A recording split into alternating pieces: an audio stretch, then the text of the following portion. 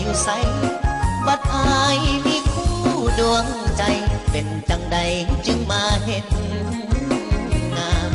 พบน้องทางนี้เต็มที่แทนน้องกาดาตัวอายมีพันละยาแต่ว่าน้องยังเป็นสาวก้าวคำอยากบอกออกจากปากว่าหักอีหลีแต่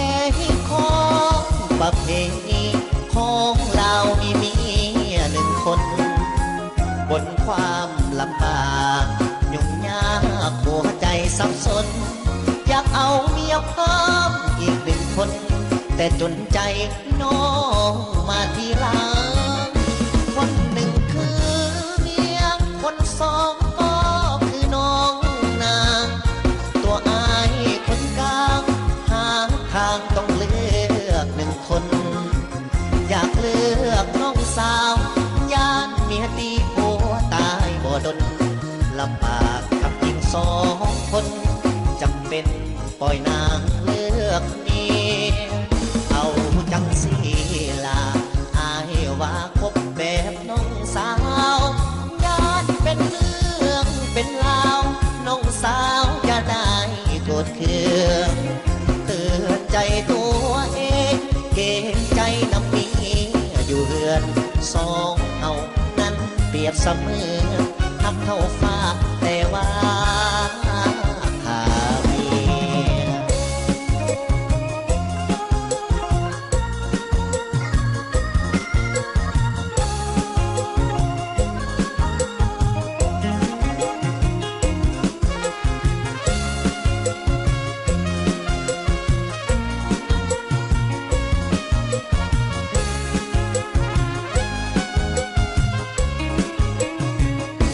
คนหนึ่งคือเมียคนสองก็คือน้องนางตัวอายคนกลางหาทางต้องเลือกหนึ่งคนอยากเลือกน้องสาวอยากเมียตีผัวตายบ่ดน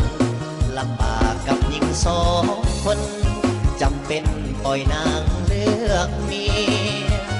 เอาจังสีลาอายว่าคบแบบน้องสาวญาติเป็นเรื่องเป็นราวน้องสาวจะได้โกรธเคืองเตือนใจตัวเองเกรงใจน้ำนี้อยู่เรือนสองเฮานั้นเปรียบเสมือนหักเท่าฟ้า